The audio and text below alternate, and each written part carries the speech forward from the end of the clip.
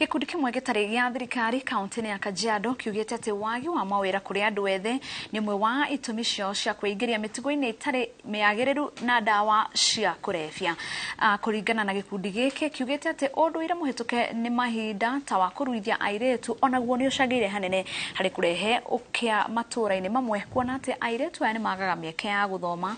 Hĩndĩ ya gĩikaro gĩkĩ andũ ethĩ nĩ morĩtio gwetha njĩra cia gwĩkũria mĩtũrĩre-inĩ ithenya rĩa gweterera mawĩra ma wabici. Ya ukosaji wa ajira, hiyo ni changamoto moja kubwa ambayo inalemea vijana wetu.